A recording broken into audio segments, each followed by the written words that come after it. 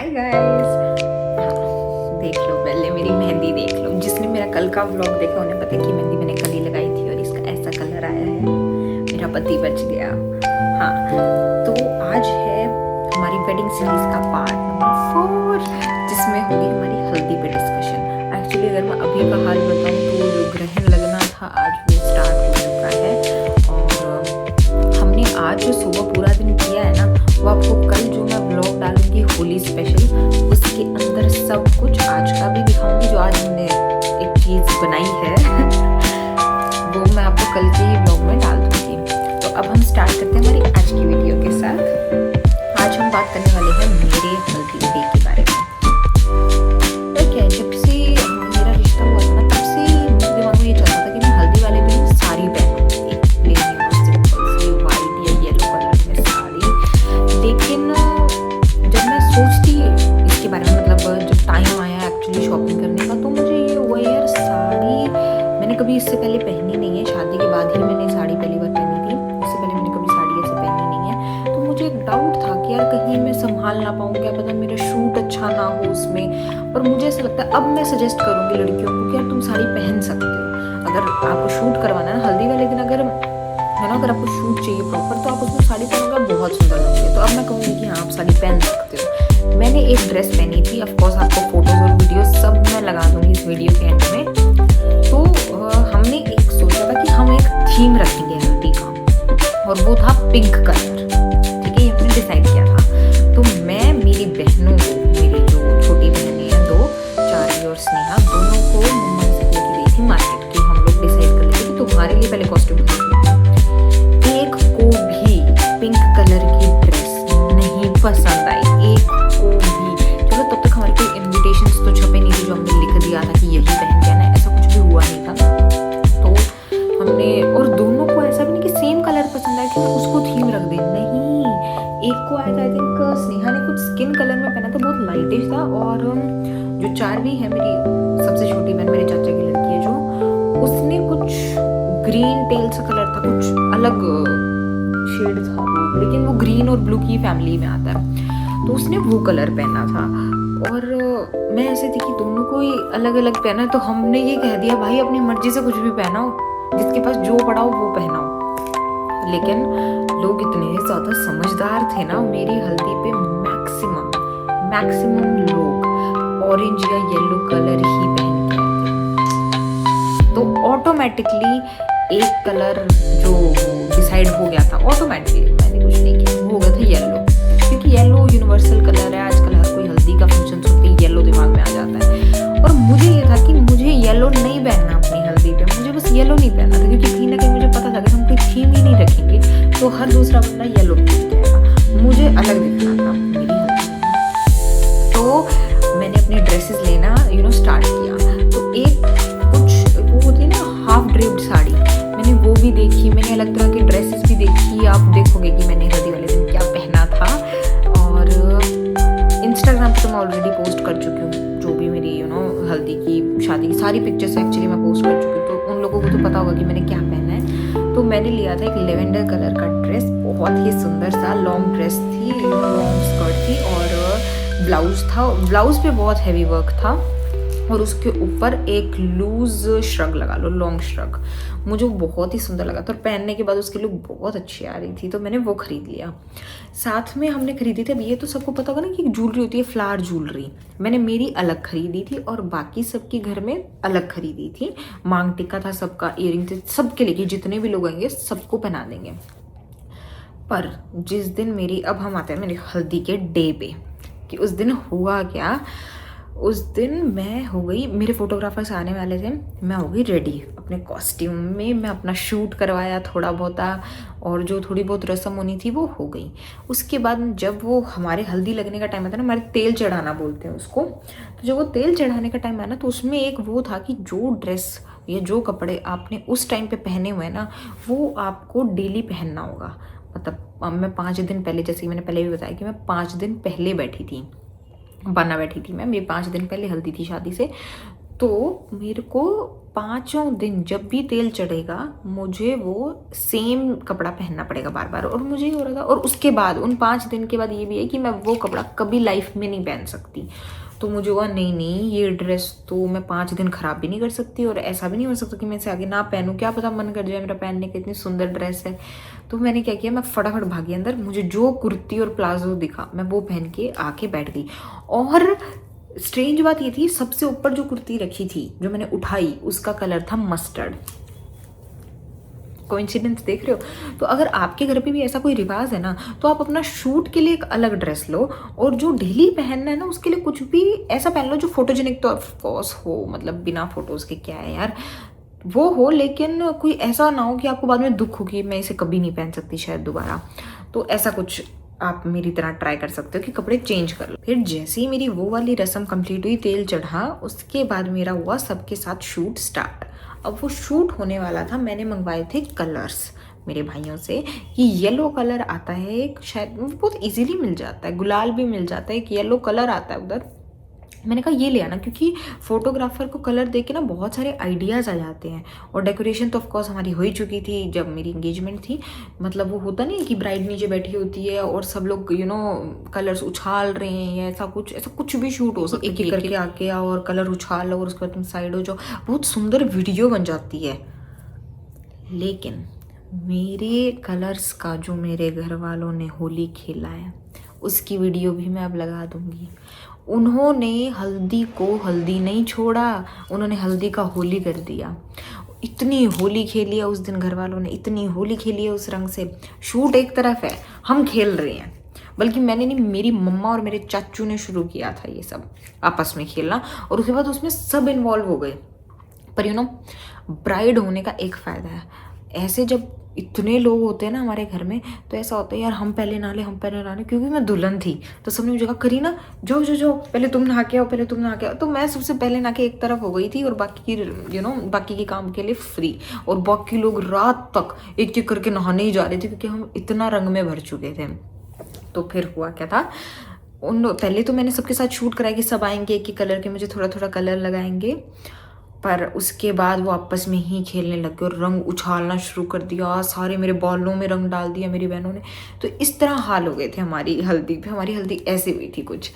तो आप लोग मतलब यार, वो मैं बताऊँ, इतना मज़ा शायद उन वीडियोस को बनाने में भी नहीं आता जो वो फोटोग्राफर बताता, जितना मज़ा इस चीज़ में आया जब इन्होंने आपस में लगाना शुरू किया। जेन्युइनली वो दिन आई थिंक मेरी हल्दी का फंक्शन बेस्ट फंक्शन गया था, बेस्ट। सबसे ज़्यादा मज़ा हम सबको हल्दी वाले दिन ही आया था। और मैं जितनी भी अपनी ड्रेसेस पहनती हूँ, या जो भी मैंने शादी के टाइम पे पहनी, स्टाइलिंग वगैरह सब कुछ मेरा खुद का डिसाइडेड था। मैंने खुद अपने दिमाग में हर इवेंट की एक पिक्चर सोच रखी थी कि मुझे इस दिन यही पहनना है, इस दिन यही करना है, इस दिन ये चीज़ पहननी है। गड़बड़ क्या हुई, जो मैंने बताया ना कि हम अलग से ज्वेलरी लाए थे, भूल गए हम कि ये भी कुछ था। ना मैंने पहनी, ना किसी और की याद रही। अलमीरा से निकली वो, आई थिंक अगले दिन निकली, अगले नहीं 1-2 दिन बाद निकली। और उसके बाद मैं ऐसे हो कि भाई ये तो यूज़ ही नहीं की। तो मैंने उनका यूज़ कहाँ किया वो आपको नेक्स्ट वीडियो जब आएगी ना सीरीज़ की, तब बताऊंगी कि एक्चुअली मैंने वो कहाँ पहनी। और जो बाकियों को पहननी थी वो अभी भी ऐसी की ऐसे रखी हैं। जब हमारे घर में कभी अगली शादी होगी तो वो शायद तब काम आ जाए, या फिर हम किसी की शादी में जाए तो शायद पहन के चले जाएँ, अदरवाइज़ रखी हुई हैं ऐसी की ऐसी। लेकिन जो मेरी थी ना, वो मैं क्योंकि इतना ढूंढ के लाई थी, मेरा बहुत मन था उनको पहनने का, तो फिर मैंने वो पहनी है। मैं आपको नेक्स्ट वीडियो में बताऊंगी कि मैंने वो कब पहनी। तो हुआ क्या, शायद नेक्स्ट में आ जाएगा या उससे नेक्स्ट में भी आ सकता है, आई डोंट नो, लेकिन आएगा ज़रूर आगे। तो ये सब हुआ। बाकी मैंने जो ज्वेलरी पहनी थी वो आर्टिफिशियल वाली थी, झुमकी थी। फ़ोटोज़ उसमें भी बहुत अच्छी आई, ऐसी कोई बात नहीं है। पर होता ना कि हल्दी का स्पेशल लेके आई थी तो वो मुझे पहनना था, तो बस वही है। और उसके बाद सब ने एक एक करके मेरे साथ फ़ोटोज़ वगैरह क्लिक करवाई, वीडियोज़ बनी। हमने इतना डांस किया, इतना ज़्यादा डांस किया था उस दिन, हद से ज़्यादा। उसके बाद क्या हुआ, हम सब ने सोचा कि हम खाना खा लेते हैं। सब लोग एक एक करके सब खाना खाने लग गए।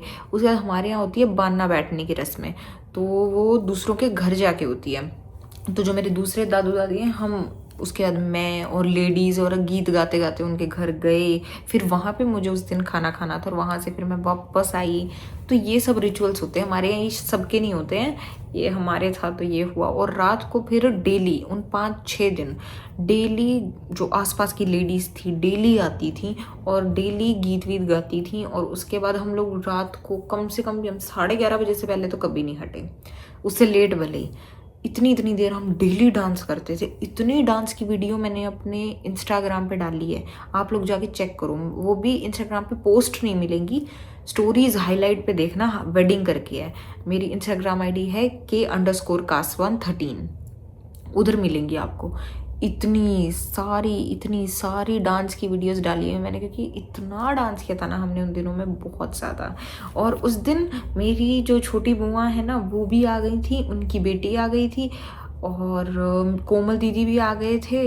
तो काफ़ी सारे मेरे कज़न्स उसी दिन सुबह आए थे, तो बहुत मज़ा आ रहा था हमको उनके साथ।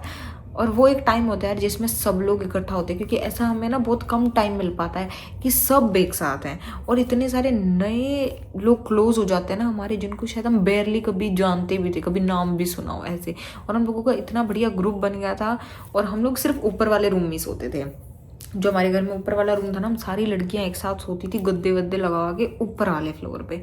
और जैसे मैंने पहले वाली वीडियो में बताया था कि मेरी फ्रेंड जो फागुन है उसके घर पे थोड़ी मिस हैपनिंग हो गई थी, उसका तब भी वो हल्दी वाले फंक्शन पे नहीं थी।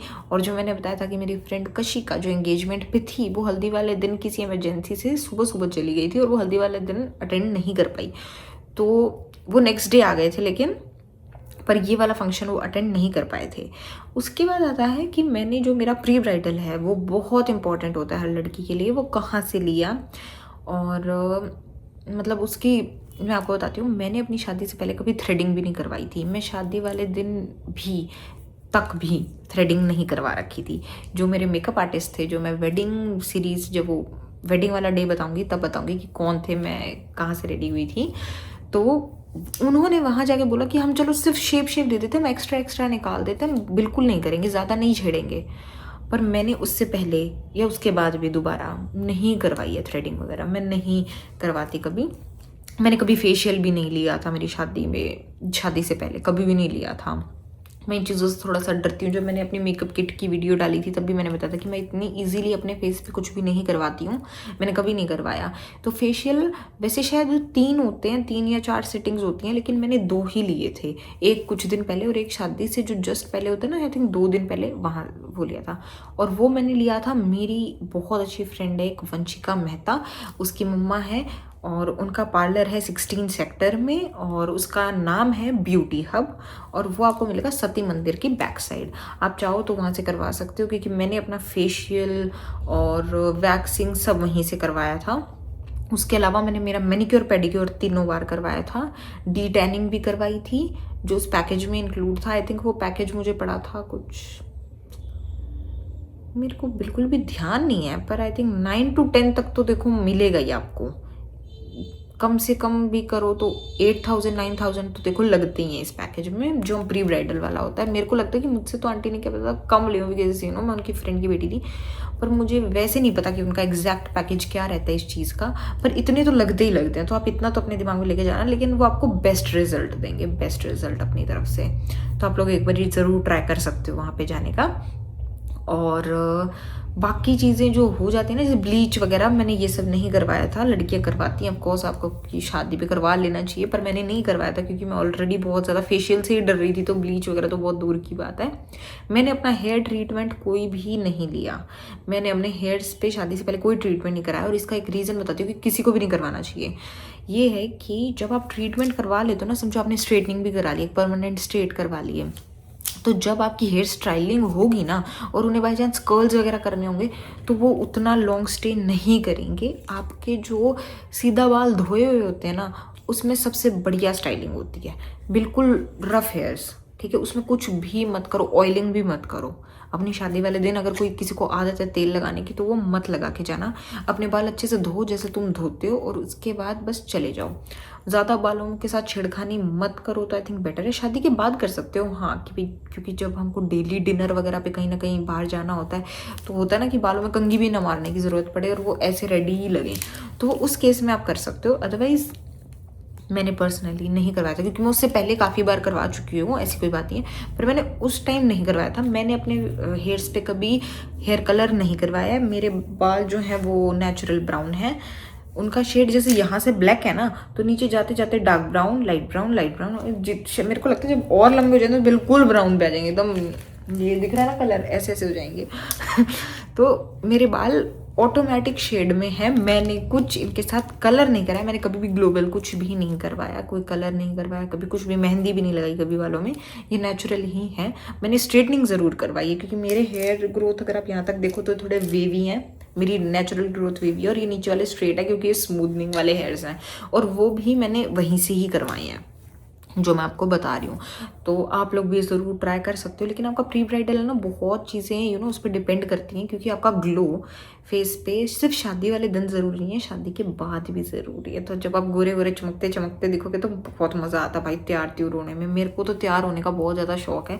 मैं इतनी इतनी चूड़ियाँ पहन लेती थी ना, मतलब बहुत, कभी पहनी नहीं है मैंने, लेकिन अब मुझे कोई कह देना कि चूड़ियाँ पहननी है तो मैं इतनी इतनी पहन लेती थी। मतलब मुझे बहुत सुंदर लगती हैं चूड़ियाँ वूड़ियाँ पहनना, तैयार श्यार होकर रहना, बहुत तैयार होती थी मैं। अपनी शादी के बाद की भी जो नेक्स्ट डे की उसके कुछ दिन बाद की अगर वीडियो बताऊँगी ना, मतलब ऐसे कोई सीरीज़ में डालूंगी तो मैं आपको दिखाऊंगी फोटोज़ में कि मैंने अगले दिन क्या पहना, मैं कैसे रेडी हुई, ये सब। ठीक है, तो that's all for I think the हल्दी डे। यही था। एक्चुअली एक बात और थी कि मेरी हल्दी वाले दिन है ना टिक्का था। हमारे में टिक्के की रस्म होती है लड़के के घर पे, मतलब मेरी फैमिली यहाँ आएगी कोई वो रस्म कंप्लीट करने के लिए। तो अम्मू जो है, मैं और मेरी और अम्मू की साथ में ही हल्दी की रस्म थी, पर उनके घर पे सुबह वो टिक्के का फंक्शन हुआ था और फिर मेरे घर वाले वापस आ गए थे और वहाँ पे फिर मेरी हल्दी हुई। तो उस दिन भी काफ़ी काम हो गया था एक्चुअली। पापा, चाचू, दादू, ये सब तो कई दिन पहले कह रही हूँ, इन्हें तो सुबह ही निकलना था। तो ये आई थिंक 11 बजे तक ये भी निकल गए थे, वहाँ पे भी संभालना, इधर भी आना और फिर वापस आके हल्दी की रस्म भी अटेंड करना। तो वो दिन भी काफ़ी हेक्टिक हुआ था। बाकी हम सब ने ही बहुत इन्जॉय किया, और मेरी शादी बस मैं भूल नहीं सकती कि मैंने उन दिनों में कितना इन्जॉय किया और मैं कितना रोई हूँ। सब रिलेट कर सकते हैं। एक्चुअली मैं जिस दिन मेरी हल्दी थी उस दिन रात को मुझे ये सब हिट होने लग गया था थोड़ा कि अब मुझे जाना है। और मेरे पापा फ़ोन पे बात कर रहे थे किसी से, ऐसे कैजुअली बेड पे लेट के कि गुड़िया की शादी है, आप टाइम पे आ जाना, बस ये सब चल रहा था। और मैं मेरे पापा के ऊपर लेट गई और मैं इतना रोई, बहुत रोई। और उस दिन मेरे पापा बिल्कुल नहीं रो रहे थे। मेरे पापा इतनी इजीली नहीं रोते। मेरे पापा को मैंने बेयरली शायद एक बार कभी रोते देखा हो, वरना कभी रोते नहीं देखा। मेरे पापा को बस मैंने मेरी विदाई पे रोता हुआ देखा था, वो भी मैं बताऊँगी आपको विदाई वाले दिन की भी स्टोरी में। पर उस दिन मेरे पापा रोए नहीं, पर वो बिल्कुल चुप हो गए थे, क्योंकि पता था कि अब मैं जाने वाली हूँ। और उस दिन मैं बहुत रोई थी, बहुत ज़्यादा रोई थी। पापा के पास से आने के बाद पापा ने, जब मैं बहुत देर रुकी थी ना मुझे रोते तो पापा ने मुझे बोला बस करेंगे ना, कोई बात नहीं। ऐसे करके मैं ऊपर चली गई। ऊपर जाके मैंने किया फागुन को कॉल, और उसके आगे भी मैं बहुत देर रोई, क्योंकि मुझे समझ नहीं आ रहा था कि मैं क्या करूँ और उसके बाद फिर जब भी कोई असर नहीं हुआ मुझे, उसके बाद मैंने अम्मू को कॉल किया। सोचो उनके यहाँ पे भी फंक्शन चल रहा है हल्दी का, लेकिन हम लोग डेली बात करते थे। हमारे कोई भी शादी वाले दिन तक भी हम वीडियो कॉल कर रहे थे। अब मैं सोचो, अभी नहीं बताऊंगी वो वेडिंग वाले डे के लिए ही बताऊंगी, लेकिन हम लोग लास्ट डे तक भी थोड़ी बहुत बात ज़रूर करते थे। हमने एक दूसरे को बहुत टाइम दिया है उन दिनों में भी। तो मैंने उनके पास कॉल किया, उनके भी सोचो डांस चल रहा होगा, अगर मेरे चल रहा था घर पे डांस तो उनके भी वहाँ चल रहा था। और हम दोनों बात कर रहे थे और उसमें मैं इतना रो रही थी, रोए कह रहे थे रोने की क्या बात है, इसमें कुछ नहीं होता, कुछ नहीं होता। उन्होंने मुझे थोड़ा बहुत चुप कराया। पर उस दिन मैंने डांस नहीं किया। उस दिन मेरा मन ही नहीं माना नाचने के लिए। उस दिन मैंने नहीं डांस किया। एक वो दिन था, लेकिन मेरे सारे कजन्स बड़े अच्छे से नाच रहे थे, वो लोग बड़ा खुश हो रहे थे उस दिन। बाकी अगर और भी कुछ रह गया होगा तो वो मैं नेक्स्ट वीडियो में इंक्लूड कर दूँगी। और अब आप फ़ोटोज़ और वीडियोज़ इन्जॉय कर लो मेरी हल्दी की।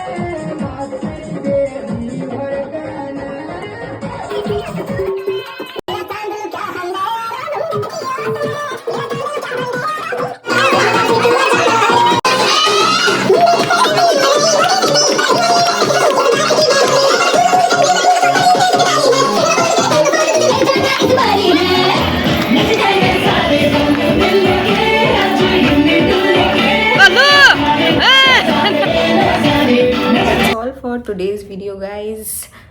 अब हम नेक्स्ट वीडियो में मिलते हैं। शायद कल मेरा व्लॉग आने वाला है और मैं ट्राई करूँगी कि मैं होली पे जो भी करूँ, ट्राई पूरा करूँगी कि मैं सब कुछ आपको दिखा सकूँ कि हमने कितना मज़े किए या क्या किया। और मैं सही बता रही हूँ, मेरे जो देवर है ना, उन्हें होली का बहुत शौक है। अगर सौरभ भैया हिसार आते हैं तो ही मैं बाहर निकलूँगी, अदरवाइज़ मुझे पर्सनली होली इतनी पसंद नहीं है। मेरे घर वाले जो हैं ना, जो मुझे पहले से जानते हैं, मेरे दोस्त भी, उन्हें पता होगा कि मैं उतनी होली नहीं खेल के खुश होती। मैं बहुत कम होली खेली हुई है, मैं थोड़ा होली से डरती हूँ, पता नहीं क्यों। तो अगर वो नहीं आते ना, तो मैं सही बता रही हूँ, मुझे ऐसा लग रहा है कि शायद मैं इस कमरे में लॉक होके बैठूंगी पूरा दिन। और मैं बैठ सकती हूँ, मैं जब छोटी थी तब से मैं बैठती आ रही हूँ, लॉक होके बैठ जाती थी एक कमरे में, मैं नहीं खेलती थी होली। तो अभी भी ऐसा हो सकता है, अगर वो नहीं आते तो मैं नहीं खेलूंगी होली। सही में मैं कहीं बाहर नहीं जाने वाली, पर जो बाकी खेलेंगे मैं वो आपको ज़रूर दिखाऊंगी, ठीक है। और अगर बाई चांस मैंने खेली तो वो तो आप लोगों को ज़रूर दिखाऊंगी, ठीक है। Bye bye.